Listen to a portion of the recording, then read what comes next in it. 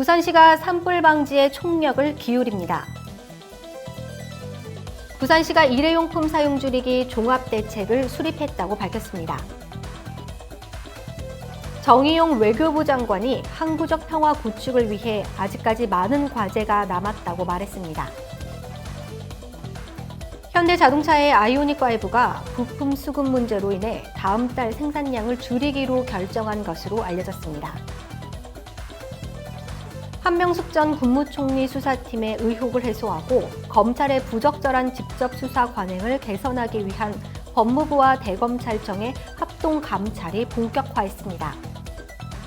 자세한 소식은 잠시 후 뉴스에서 전해드리겠습니다.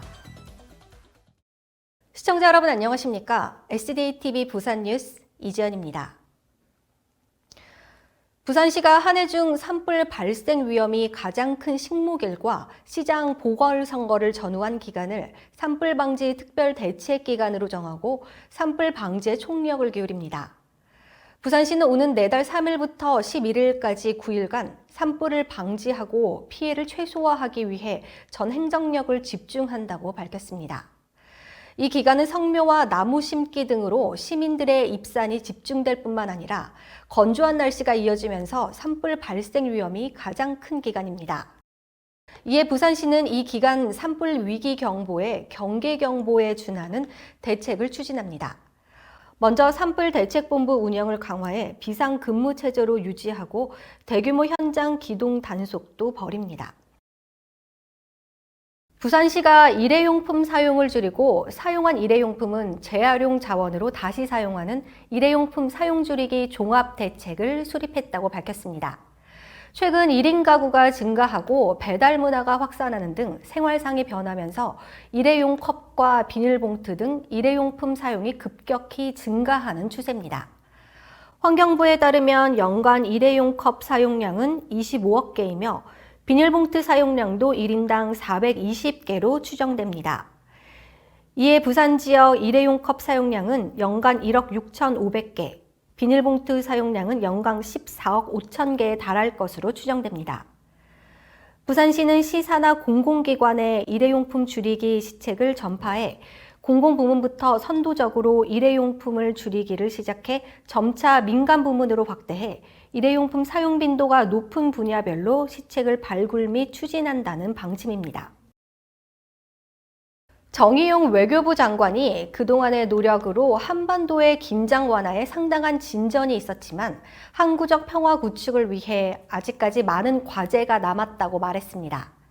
정 장관은 화상으로 열린 평화유지구상 출범 3주년 기조연설에서 현재의 한반도 상황을 진단하며 이렇게 말했습니다. 이어 정부는 한반도 평화 프로세스가 뿌리내릴 수 있도록 최선의 노력을 다할 것이라며 이를 위해선 유엔과 국제사회의 변함없는 확고한 지지가 필수적이라고 강조했습니다. 평화유지구상은 유엔의 평화유지 활동 강화를 촉구하기 위한 선언으로 한국을 포함한 154개 나라가 지지를 표명하고 있습니다. 현대자동차의 첫 전용 전기차인 아이오닉5가 부품 수급 문제로 인해 다음 달 생산량을 기존 계획보다 줄이기로 결정한 것으로 알려졌습니다.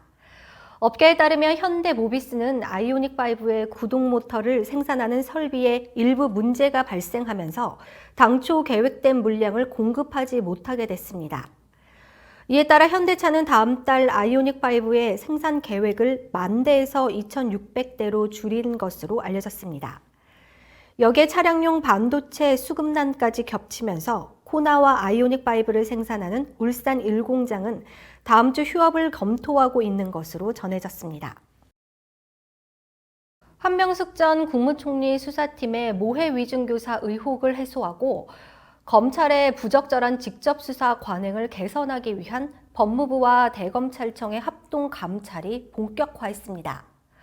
법무부와 대검 합동감찰팀은 29일 정부 과천청사에서 비공개 첫 실무회의를 했습니다. 법무부에서는 감찰관실 소속 검사들이, 대검에서는 허정수 감찰 3거장과 임은정 감찰 정책연구관 등이 참석했습니다. 첫 회의에서 양측은 대검 감찰부의 감찰 진행 경과를 확인하고 역할 분담 등 감찰 계획을 협의한 것으로 전해졌습니다.